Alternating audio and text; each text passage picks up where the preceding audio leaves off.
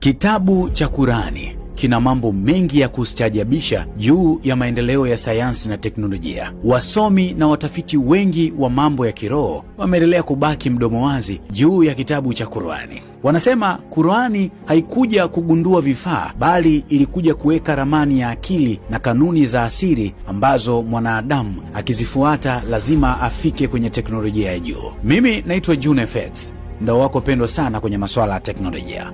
Kwanza, katika kitabu cha Qur'ani kuna mambo mengi sana, ikiwemo siri ya msimbo wa kihesabu, yani mathematical coding.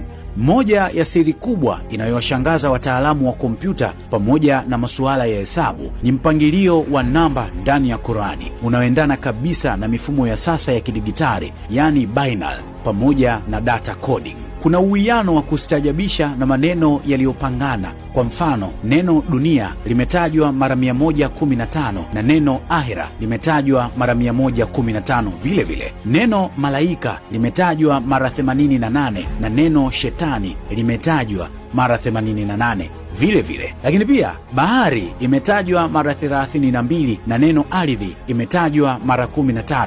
Ukijumlisha 32 pamoja na 13 unapata 45.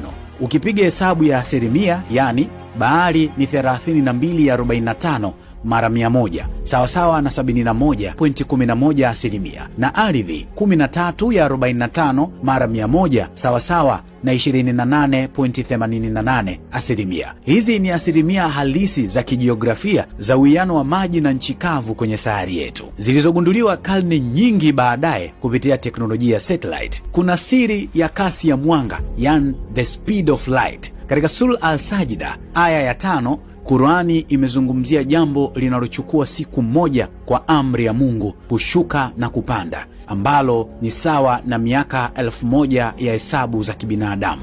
Wanasayansi na watafiti wa Kiislamu walichukua hesabu hiyo, umbali ambao mwezi unatembea katika miezi 12 kwa mwaka mmoja, ukizidishwa kwa miaka 1000. Wakati walipofanya hesabu hiyo kwa kutumia formula za kisasa za astronomia, namba iliyopatikana ilikuwa inakaribia kilomita 299,792 kwa sekunde moja, ambayo ndiyo kasi halisi ya mwanga, yani kilomita 300 kwa sekunde moja, iliyogunduliwa na Albert Einstein na wanasayansi wengine kupitia teknolojia za kisasa.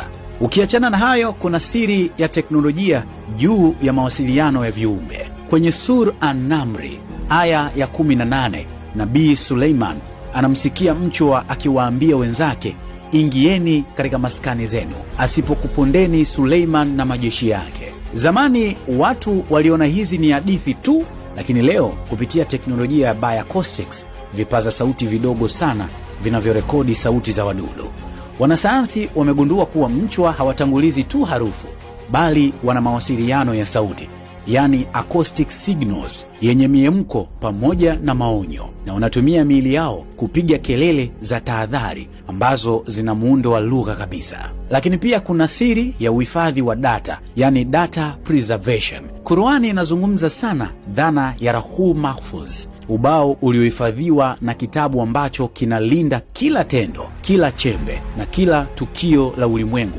bila kupotea, yani Surah Yasin 12.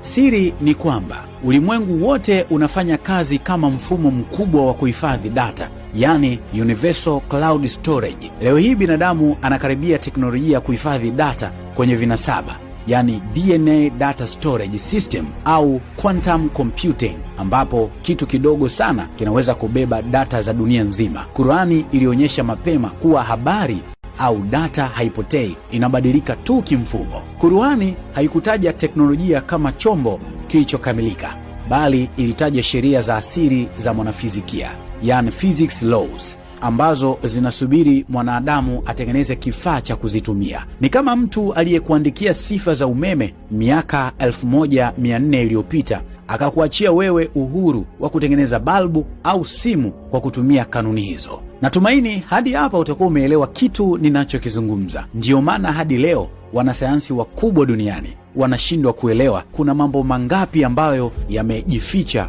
kwenye kitabu cha Qur'ani. Niachie comment katika comment section, niambie wewe unafikiria nini juu ya habari nzito kama hii.